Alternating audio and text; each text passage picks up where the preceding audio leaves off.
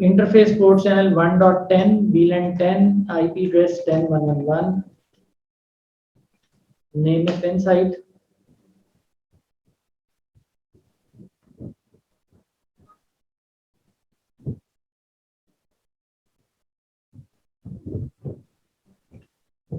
port channel 1.20 this is VLAN 20 name of outside IP address 10.1.2.1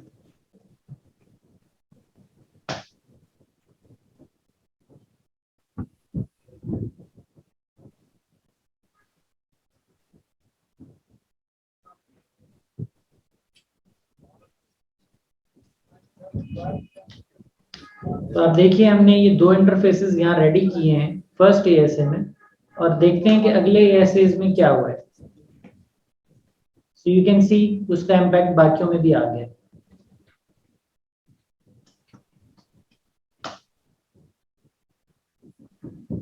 right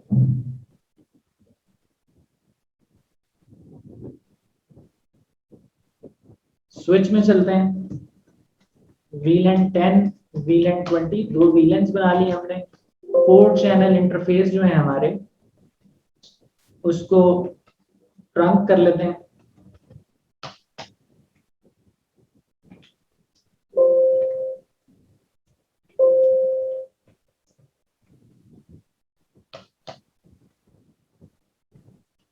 और interface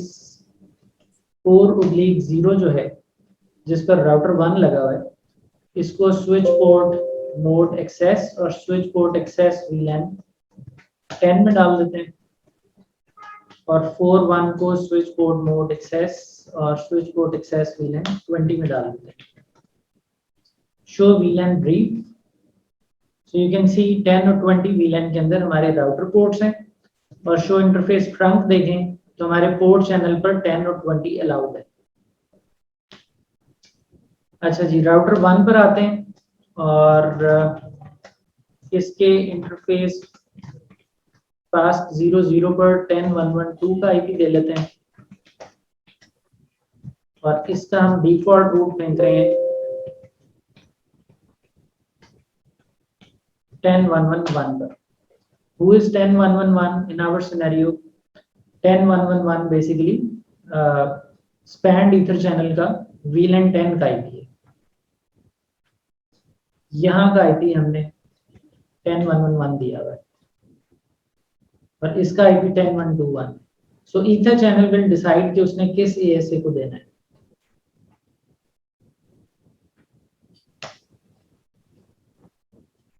और इसी तरह R2 पर चलते हैं इस पे IP दे लेते हैं 10.1.2.2 और इसका रूट फेंक देंगे हम 10.1.2.1 पर सो R1 से अपने ASA को पेंग कर लेते हैं क्लस्टर को so we are able to receive reply from next hop इधर से हम पेंग कर लेते हैं 10.1.2.1 को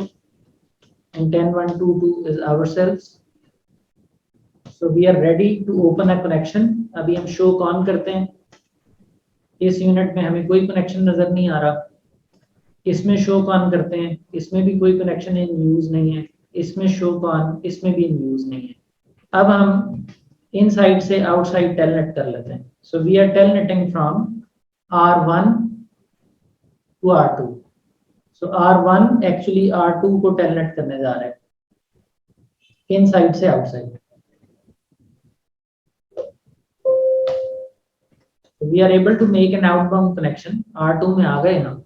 अब हम R1 में देखते हैं तो we can see a connection R2 में देखते हैं we can also see a connection here but there is a Y pointed in front of it और R4 में देखते हैं show on there is no connection in it zero in use अब जिसमें Y लिखा हुआ आ रहा है इस Y की तशरीह क्या है show on detail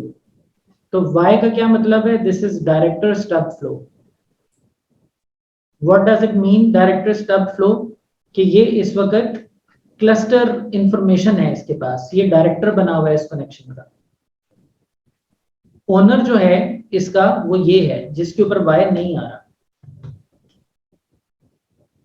और जिसमें कनेक्शन ही नहीं है, शो कॉन कनेक्शन ही नहीं है, ये फॉरवर्डर है नेचुरली। सो अगर हम यहां से आके ASA1 से कहें शो क्लस्टर कॉन, तो हमें नजर आ रहा है कि पूरे क्लस्टर वाइड एक कनेक्शन इन यूज है और वो कनेक्शन ASA2 पे बना हुआ है, बाकी दोनों में कोई कनेक्शन इन यूज नहीं है।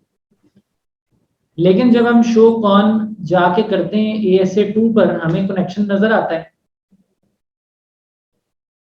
बट उसके आगे y लगा हुआ है। This is just a shadow information, this is based upon the hash value, it is not taking that much memory जो कि ये यहां पे ले रहा है, जो इसका ओनर है कनेक्शन का। यहां तक बात क्लियर हो रही है जी?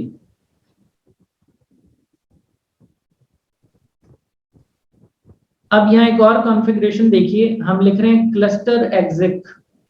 Show interface IP brief.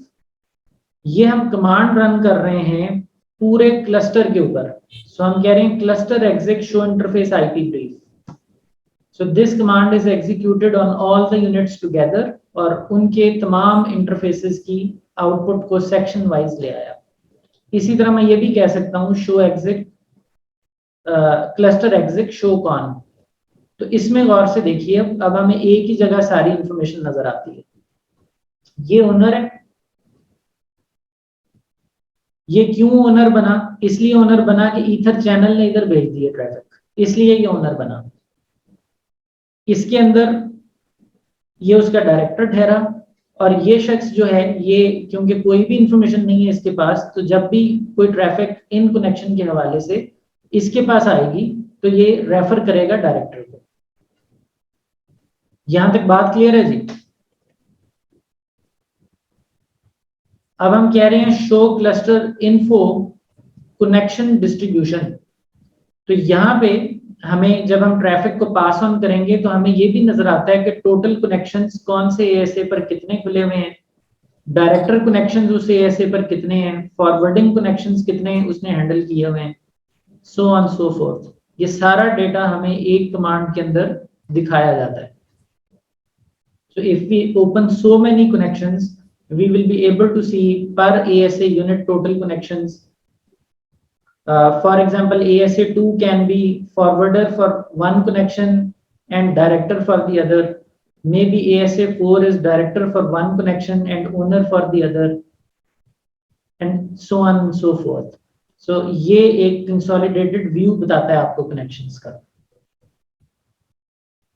इस क्लस्टर के अंदर जो कॉन्फ़िगरेशन की हुई है उसमें हम यूनिट्स को डाउन अप करके